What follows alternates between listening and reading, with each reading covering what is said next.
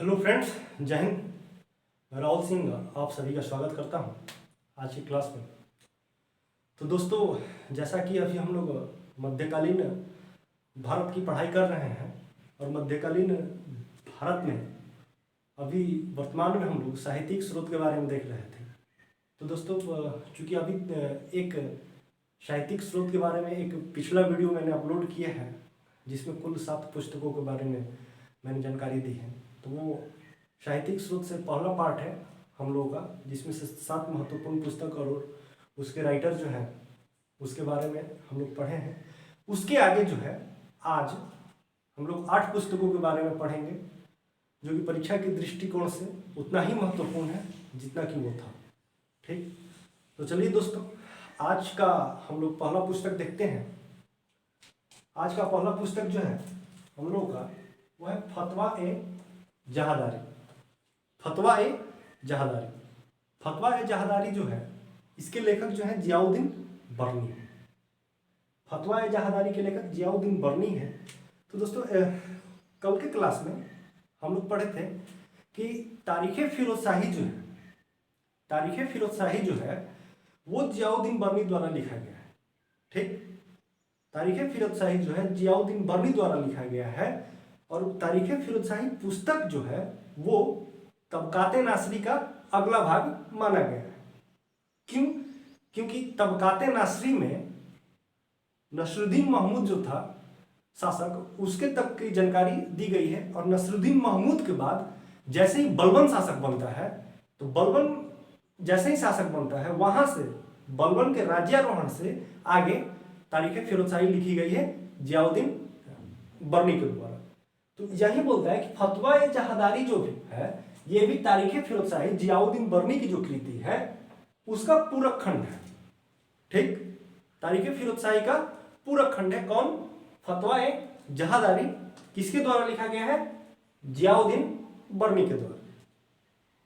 ठीक, इसमें पहला पॉइंट आप समझ लिए कि फतवा ए जहादारी जो है जियाउद्दीन बरनी के द्वारा लिखा गया है और तारीख़ फिरोज़शाही का ये पूरक खंड है। क्लियर? इसके आगे हम नेक्स्ट पुस्तक की ओर बढ़ते हैं। नेक्स्ट जो है फिरोज शाह तुगलक की आत्मकथा है ये, जिसका नाम है फुतुहात ए फिरोज़शाही। देखिए दोस्तों, ये जो है हमारा फुतुहात ए फिरोज़शाही जो है, क्योंकि ये फिरोज शाह तुगलक की आत्मकथा है और फिरोज शाह तुगलक द्वारा इसे स्वयं लिखा गया है। तो फुतुहात ए फिरोज़शाही तो आत्मकथा है फिरोज शाह तुगलक का और लिखा भी है फिरोज शाह तुगलक ने। तो सिंपल बात है कि अगर फिरोज शाह तुगलक लिखा है तो उसके जीवन के बारे में है। इतिहासकार लोग बोलते हैं कि फिरोज शाह तुगलक द्वारा ये पुस्तक इस उद्देश्य के साथ लिखा गया कि वो अपने आप को एक कुशल शासक बताना चाहता था और इस्लाम धर्म का जो है, इस्लाम धर्म का सच्चा सिपाही वो अपने आप को बताना चाहता था दुनिया को, इस उद्देश्य के साथ कि वो इस्लाम का सच्चा सिपाही है, इस्लाम का प्रचारक है। इस वजह से वो फिरोज शाह तुगलक ने फुतुहात ए फिरोज़शाही की रचना की। दूसरा पुस्तक भी क्लियर है कि फुतुहात ए फिरोज़शाही जो है फिरोज शाह तुगलक के द्वारा लिखा गया है और ये है क्या? तो फिरोज शाह तुगलक की आत्मकथा। दोस्तों, 2 पुस्तक आज हम लोग पढ़े, फतवा ए जहादारी जियाउद्दीन बरनी, तारीख़ फिरोज़शाही का पूरक खंड, और दूसरा जो है फुतुहात ए फिरोज़शाही, फिरोज शाह तुगलक की आत्मकथा और ये फिरोज शाह तुगलक द्वारा स्वयं लिखा गया है। ठीक, उसी प्रकार जो है हम तीसरा पुस्तक के बारे में चलते हैं। इसको ध्यान से देखिए। तीसरा पुस्तक हमारा जो है यहाँ पे ये है फुतूह उस सलातीन। फुतूह उस सलातीन, इसका नाम देख लीजिए, क्योंकि ये अरबी फारसी में है ये सब, तो नाम आपको ध्यान से देखना है इसमें, क्योंकि अगर नाम ध्यान से नहीं देखिएगा तो ये याद भी नहीं होगा आपसे। इसका नाम देख लीजिए, फुतूह उस सलातीन। ठीक, यहाँ याद रखिए मलिक इसामी द्वारा लिखा गया है। फुतूह उस सलातीन किसके द्वारा लिखा गया है? मलिक इसामी के द्वारा लिखा गया है। मलिक इसामी जो है इसके बारे में थोड़ी सी जानकारी ले लेते हैं हम लोग। फुतूह उस सलातीन का लेखक कौन है? मलिक इसामी। देखिए, मलिक इसामी जो है मोहम्मद बिन तुगलक के शासनकाल में दिल्ली में रहता था। ठीक, आपको मालूम है कि मोहम्मद बिन तुगलक ने एक बार अपनी राजधानी जो है वो दिल्ली से देवगिरी स्थानांतरित कर दिया था और दिल्ली से देवगिरी राजधानी स्थानांतरित भी किया था और जितना भी जनता है वहाँ का उस सबको साथ में लेते गया था देवगिरी, जिसमें उसकी बहुत सारी आलोचना हुई थी। तो उसी में मलिक इसामी भी जो है दिल्ली से देवगिरी गया था, ठीक, दिल्ली से देवगिरी गया। और जब मोहम्मद बिन तुगलक देवगिरी से पुनः अपनी राजधानी दिल्ली लेकर आया तो मलिक इसामी जो है देवगिरी से वापस नहीं आया दिल्ली, और वो जो है वहां पर, चूंकि उसी समय जो है बहमानी साम्राज्य की स्थापना हो जाती है उधर दक्षिण में, तो बहमानी साम्राज्य की स्थापना के समय जो वहां का शासक रहता है अलाउद्दीन हसन बहमन शाह, जो बहमानी साम्राज्य का संस्थापक है अलाउद्दीन हसन बहमन शाह, वह मलिक इसामी को संरक्षण प्रदान कर देता है, ठीक। तो ये फुतुह सलातीन के लेखक मलिक इसामी, इसमें ये जो क्या किसको समर्पित किया है, ये पुस्तक अलाउद्दीन हसन बहमन शाह को समर्पित किया है, क्योंकि उसी का संरक्षण प्राप्त हो गया था। लेकिन इसमें जानकारी ये कहां से कहां तक देता है, गजनी से, गजनी साम्राज्य की जब स्थापना हुई रहती है, गजनी साम्राज्य की स्थापना से लेकर बहमानी राज्य तक की इतिहास के बारे में ये जानकारी देता है। कौन? मलिक इसामी, ठीक।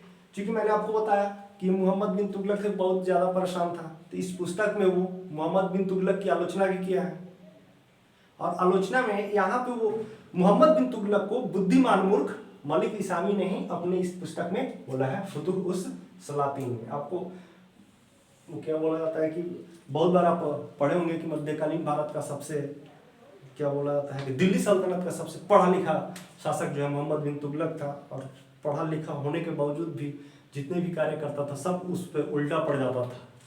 इस वजह से मलिक इसामी जो है इस पुस्तक में उसको बुद्धिमान मूर्ख बोला है।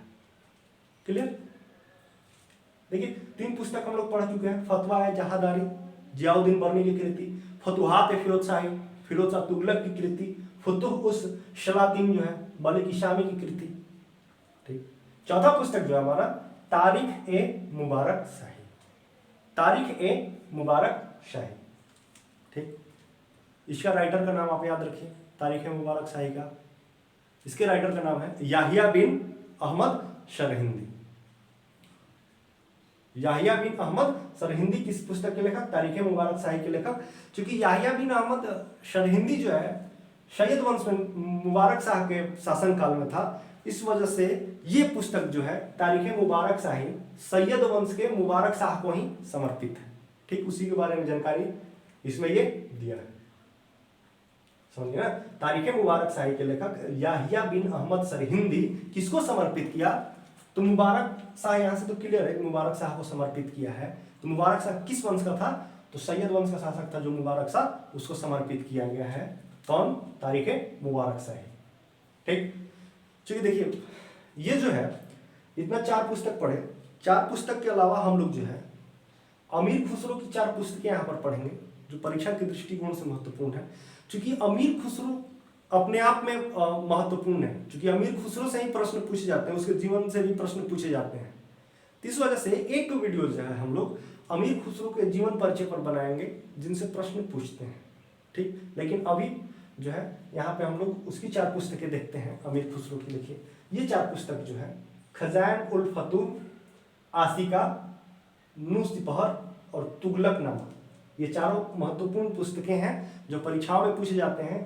ये 4 पुस्तकें जो हैं, ये 4 पुस्तकें खजान उल फतूह, आशिका, नूह सिपहर, तुगलकनामा, ये चारों अमीर खुसरो द्वारा लिखा गया है, लेकिन चारों 4 सब्जेक्ट पे लिखा गया है। आइए देखते हैं किस किस सब्जेक्ट पे लिखा गया है। सबसे पहला पुस्तक हमारा जो है अमीर खुसरो खजान उल फतूह, पहला पुस्तक हमारा खजान उल फतूह, इसको तारीख ए अलाई बोला जाता है। खजान उल फतूह को तारीख ए अलाई के नाम से जाना जाता है।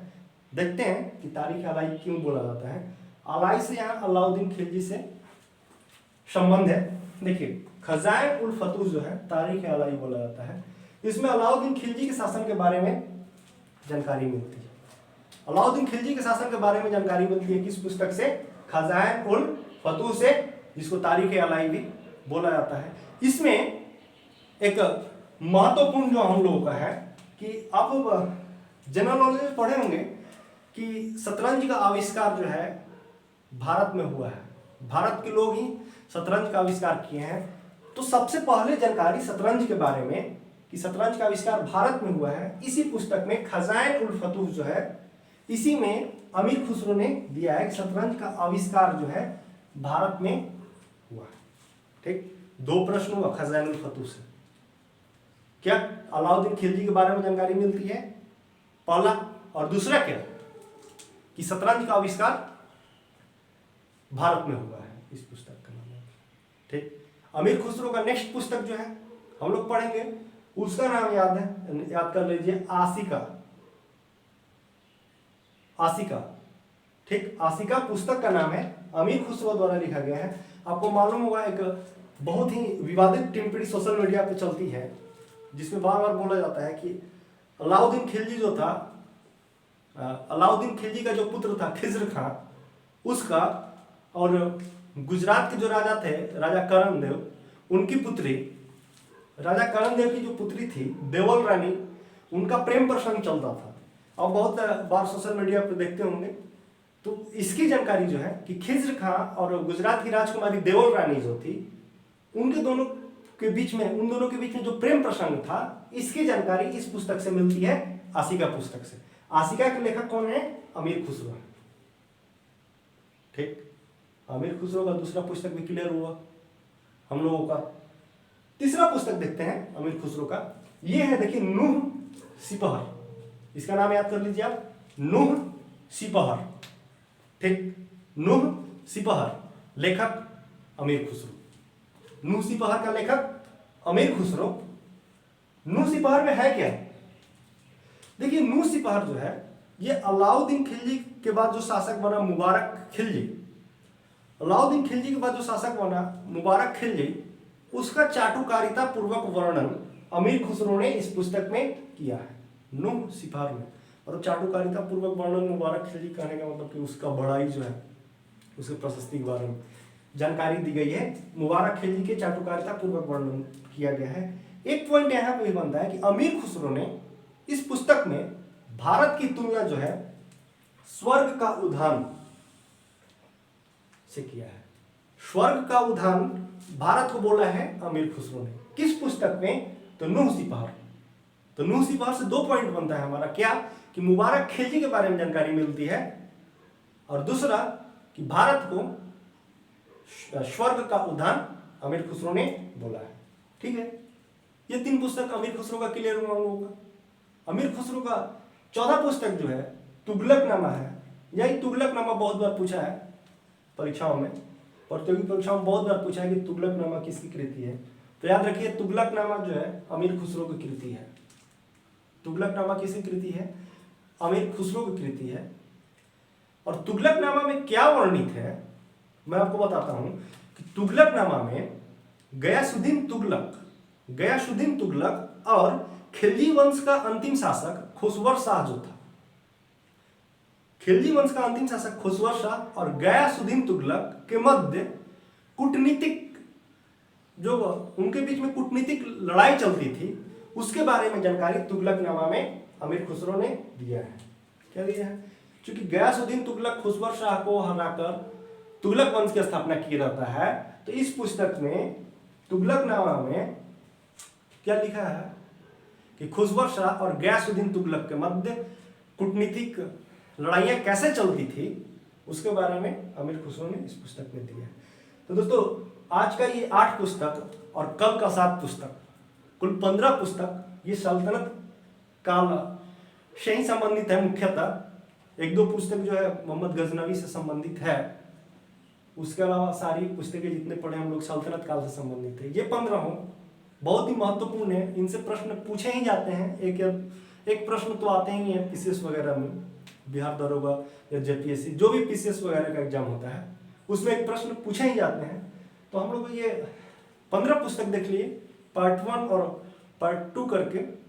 अगर आप इस वीडियो को देख रहे हैं तो आपसे रिक्वेस्ट है कि इसका पहला पार्ट जो है उसको देख लें पहले, उसके बाद ही इसको देखें। ठीक, इस प्रकार हम लोग का सल्तनत कालीन साहित्य जो है वो संपूर्ण होता है।